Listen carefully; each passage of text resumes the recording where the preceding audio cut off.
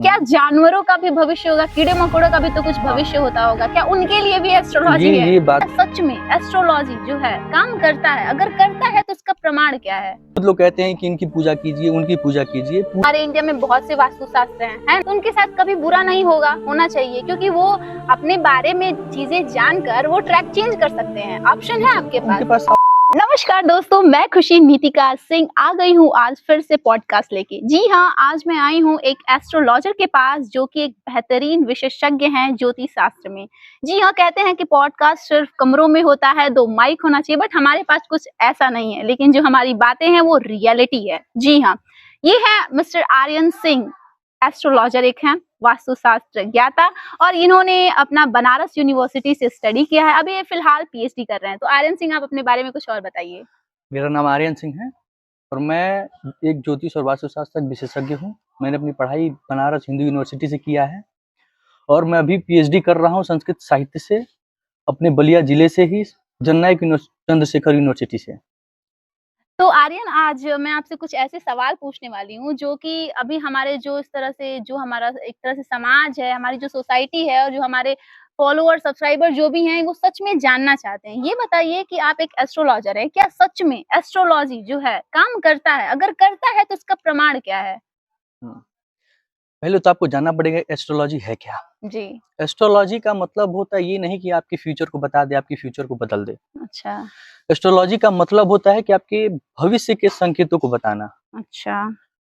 हम आपके कर्म को नहीं बदल सकते हैं, आप अपने कर्म को बदल सकते हैं। ठीक हम है। ये आपको संदेश दे सकते हैं कि आप इस कर्म को ऐसे करिए, एक दिशा दीजिए, तब आपके अनुसार चीजें ठीक होंगी। ज्योतिष कभी ये नहीं कहता कि 100% चीजें कि आपको आपकी चीजें बदल जाएंगी पूरी तरीके से, ऐसा कभी नहीं कहता है। कर्म कभी नहीं बदल सकता। हमारे गीता में भी लिखा है कि कर्म नहीं बदलता है, फल बदलते हैं। अच्छा। कर्म के अनुसार ही फल मिलते हैं। आप अगर कर्म अच्छा करेंगे तो अच्छा मिलेगा।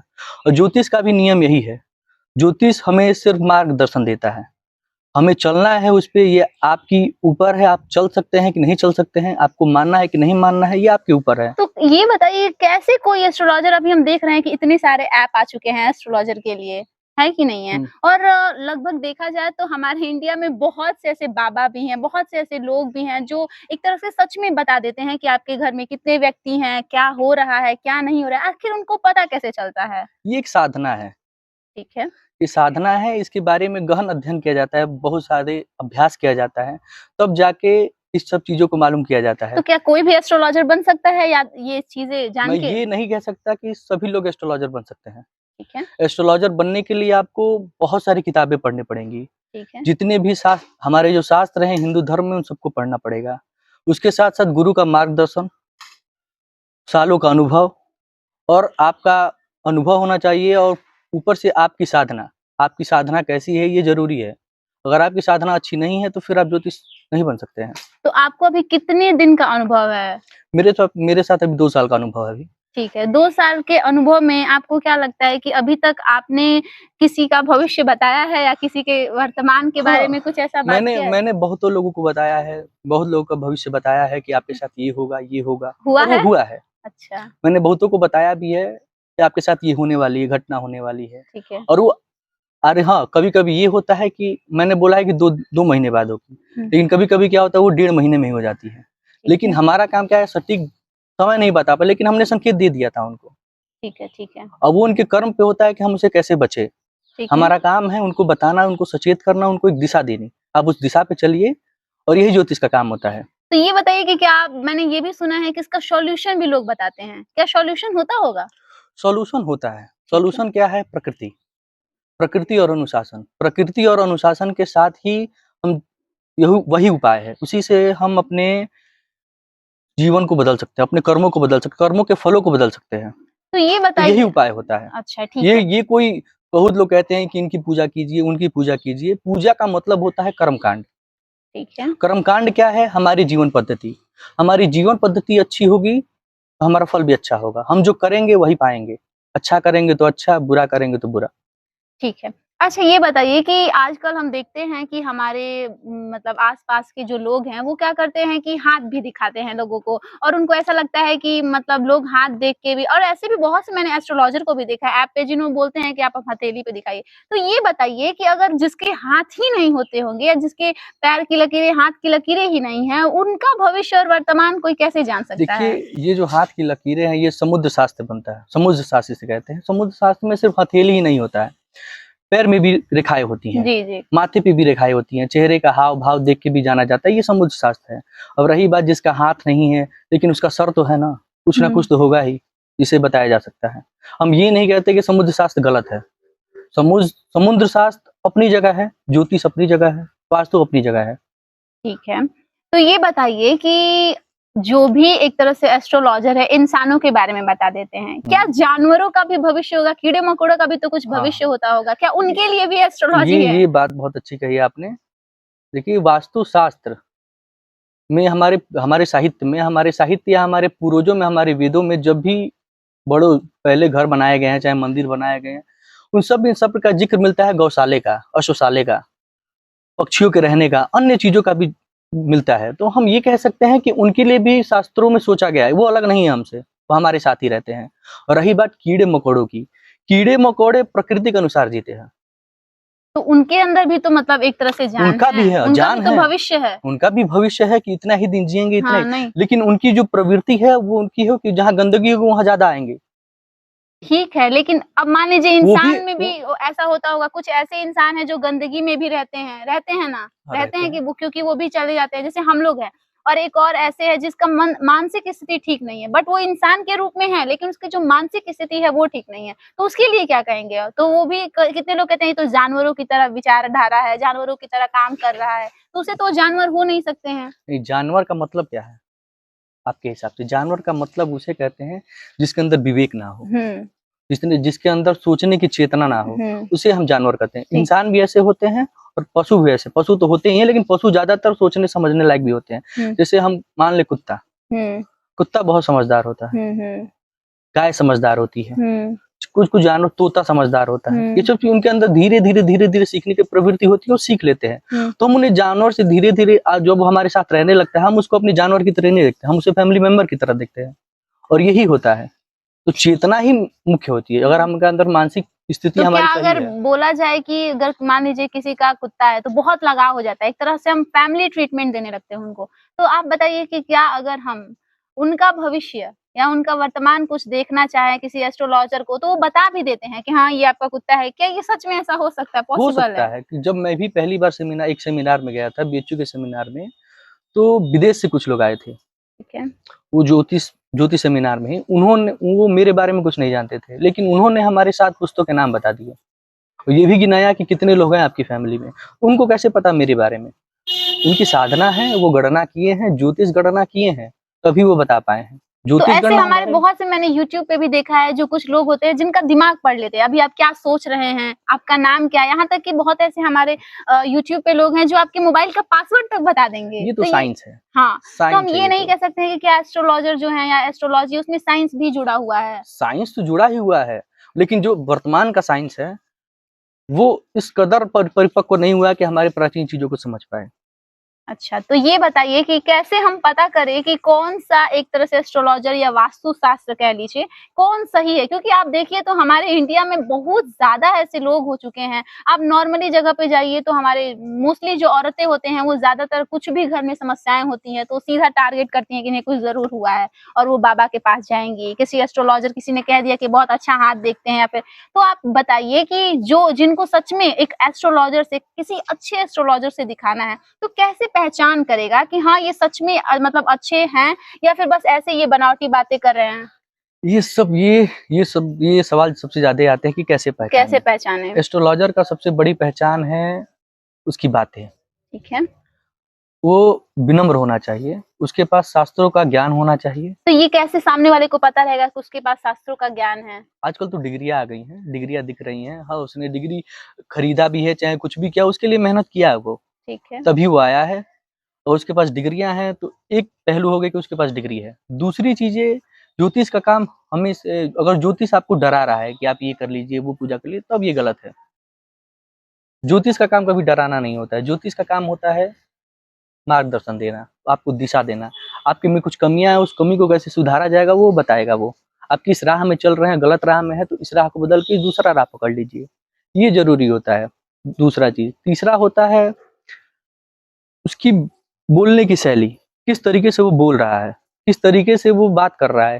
क्या वो चीजें ज्यादा चढ़ा बढ़ा के बता रहा है कि वो सिर्फ थोड़ा थोड़ा ही बता रहा है, क्या क्या आपको विस्तार से समझा रहा है, चीजें पॉइंट मतलब पॉइंट रख रख के समझा रहा है कि क्या ये चीजें हुई हैं, इस वजह से हुआ है और क्यों ऐसा होता है और क्यों होगा, आगे कब होगा, कैसे होगा, ये सब चीजें बताएगा। तो मान लीजिए कि वो ज्योतिष अच्छा है। अगर वो फ्यूचर बता देता है तो सही है। फ्यूचर बता देता है सही, फ्यूचर नहीं बताया जा सकता। फ्यूचर में तो सिर्फ दिशा दिखाई जा सकती है कि हाँ आगे अगर ऐसा करेंगे तो ऐसा होगा। लेकिन लोग बता तो देते हैं ना कि आपके साथ ये होने वाला है, आप आगे नहीं बढ़ पाएंगे, ये सारी चीजें तो एक तरह से फ्यूचर ही हुआ ये। फ्यूचर वो होती है प्रिडिक्शन, वो 100% प्रिडिक्शन नहीं होती है, वो सिर्फ अनुमान लगाया जाता है। हमारे दर्शन में 3 चीजें मानी गई हैं, प्रमाण के नाम पे 3 चीजें हैं। आपने सुना होगा शायद कि शब्द, अनुमान, ये सब सुना है कि अनुमान, जैसे कि हम कहीं धुआं देख लेते हैं तो मान जाते हैं वहां पे आग जल रही है। तो ये चीजें इसमें भी होती है। हम ज्योतिषीय गणना करते हैं, गणने के अनुसार अगर हमें दिखता है कि ये चीजें हो सकती हैं, ठीक है, तो सिर्फ एक ही बार हम नहीं देखते, उसको 3 से 4 बार पहले प्रिडिक्ट करते हैं। क्या चीजें बार बार वही चीजें आ रही तो फिर हम बोलते हैं कि ये चीजें हो सकती हैं। और जरूरी नहीं कि वो होंगी भी, कुछ ऐसी परिस्थितियां आएंगी, कुछ चीजें बदल जाएंगी। तो इसका मतलब हम ये कह सकते हैं कि हम 100% बिलीव नहीं कर सकते हैं किसी भी एस्ट्रोलॉजर पे। 100% बिलीव करने का मतलब नहीं है, बात यह है कि हम किस तरीके से सोच रहे हैं उसको। क्योंकि आपने बताया कि इसमें अनुमान लगाया जा सकता है, 100% श्योरिटी नहीं है। श्योरिटी किसी के पास नहीं होती हाँ, है। तो मतलब हम कोई इंसान किसी भी चीज में श्योरिटी नहीं दे सकता है, चाहे डॉक्टर हो चाहे कुछ भी हो। जी बिल्कुल, लेकिन फिर भी एक तरह से आप अनुमान लगा के ये चीजें कह रहे हैं, ठीक है। अगर ये बताइए कि कोई भी एस्ट्रोलॉजर, क्या वो खुद का भविष्य, ये बहुत लोग सोचते भी हैं और मैं भी, एक तरह से मेरा भी ये सवाल है कि कोई भी एस्ट्रोलॉजर खुद का भविष्य या खुद की चीजें क्यों नहीं देख सकता है? अगर देख सकता है तो क्यों नहीं चेंज भी कर सकता है? कर सकता है, क्यों नहीं। कोई भी ज्योतिष एस्ट्रोलॉजर वो अपनी चीजों को जरूर देखता है।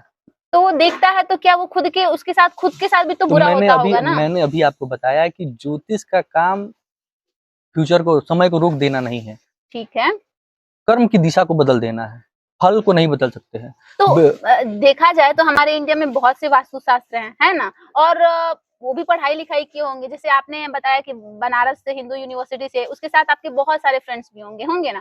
तो उनके साथ कभी बुरा नहीं होना चाहिए, क्योंकि वो अपने बारे में चीजें जानकर वो ट्रैक चेंज कर सकते हैं। ऑप्शन है आपके पास, उनके पास ऑप्शन है। हाँ, तो वो हमेशा खुश रहते हैं। दुनिया में सबसे ज्यादा अगर खुशी की बात की जाए तो एस्ट्रोलॉजर खुश रहते हैं। देखिए, एक चीज मैं बता रहा हूँ आपको, ये चीजें ठीक है, हम दिशा बदल सकते हैं। हाँ, दिशा को परख सकते हैं कि हाँ, लेकिन एक बात बताइए, अगर कोई जज है, ठीक है, वो लॉ की किताब पूरी जानता है, बिल्कुल, क्या उसके जीवन में विवाद नहीं आता है?